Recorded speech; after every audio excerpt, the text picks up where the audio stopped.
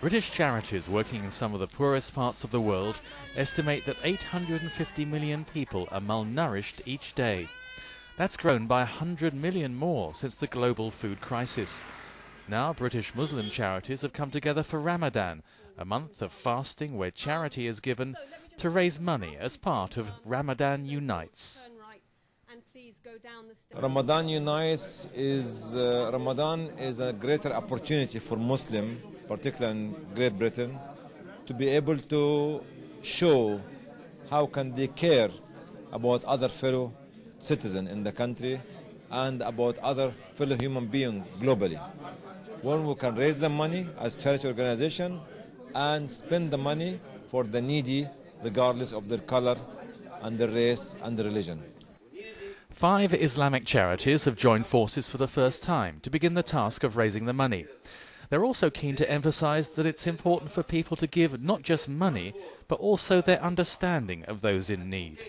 Muslim Relief, which works in 40 countries, recently sent out 3 people to Ethiopia with the brief to live like those without food.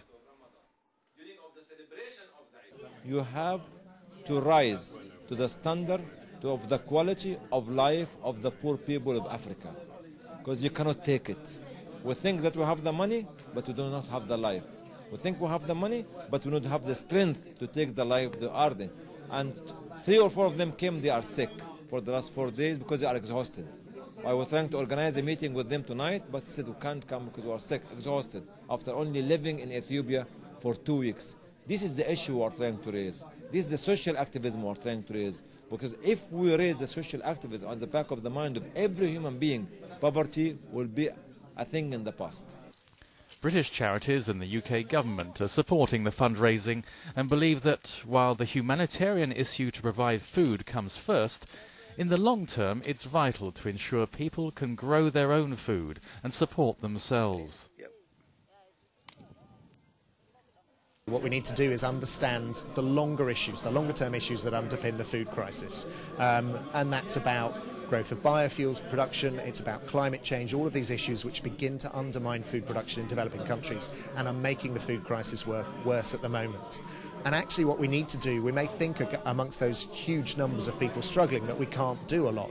But actually some of the issues that need to be addressed can be addressed by public education in the UK, by all of us working together to ensure that things like climate change, that we work together on those and try and prevent those from making things worse, as well as doing the immediate things now of handing out food, of giving seeds and tools to make people more food reliant on themselves in the future.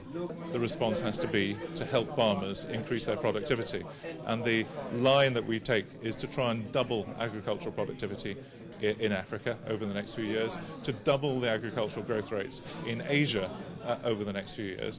And the way to do that is, it's not rocket science, it's to provide farmers with access to good irrigation, supplies of irrigated water, to provide them with roads so they can get inputs in and their product out to market, and to provide them with new technologies, new seed varieties to enable their productivity to rise. The Islamic charities hope the Ramadan Unites drive to raise the £100 million will be supported by others in the UK as a way of understanding and helping poor people.